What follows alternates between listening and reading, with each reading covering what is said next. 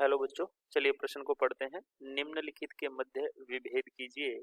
कठोर तथा मृदु जल। कठोर तथा मृदु जल किसे कहा जाता है, इसके अंदर हमें अंतर बताना है। तो सबसे पहले हम मुख्य अवधारणा देख लेते हैं। मुख्य अवधारणा, और मुख्य अवधारणा में हम लिखेंगे कठोर तथा मृदु जल में अंतर। मृदु जल में अंतर, ठीक है। तो अंतर क्या होता है, कठोर जल किसे कहा जाता है, मृदु जल किसे कहा जाता है। तो सबसे पहले हम परिभाषा लिखते हैं कठोर जल की।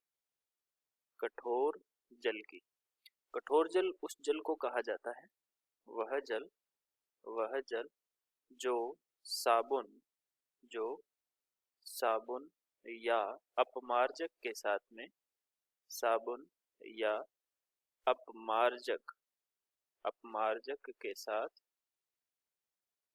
साथ आसानी से झाग नहीं देता, आसानी से झाग नहीं देता, उसे क्या कहते हैं, कठोर जल कहते हैं, ठीक है ना। और मृदु जल किसे कहा जाता है, जो आसानी से झाग दे दे। मृदु जल क्या होता है, जो साबुन के साथ आसानी से झाग दे दे, उसे हम क्या कह देते हैं, मृदु जल कह देते हैं। अब जो जल की कठोरता होती है वो दो तरह की होती है।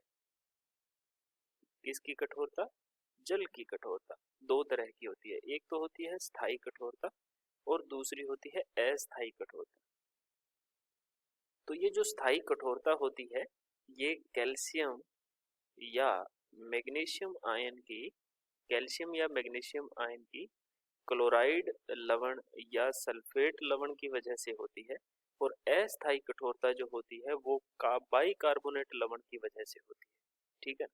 तो जल की कठोरता भी दो तरह की होती है, स्थायी कठोरता और दूसरी अस्थायी कठोरता। अस्थायी कठोरता इसलिए कहा जाता है कि इसको साधारण विधि से दूर किया जा सकता है, जैसे पानी को उबाल करके, है ना, गर्म करके, इस तरीके से इसको दूर किया जा सकता है क्लार्क विधि से। जबकि स्थायी कठोरता को कुछ अलग प्रक्रम से दूर किया जाता है, जैसे परम्यूटेट विधि, है ना, परम्यूटेट विधि से, ठीक है ना।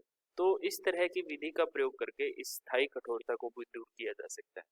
तो ये है कठोर जल और मृदु जल के अंदर अंतर, ठीक है। आशा करते हैं आपको समझ आया होगा। धन्यवाद।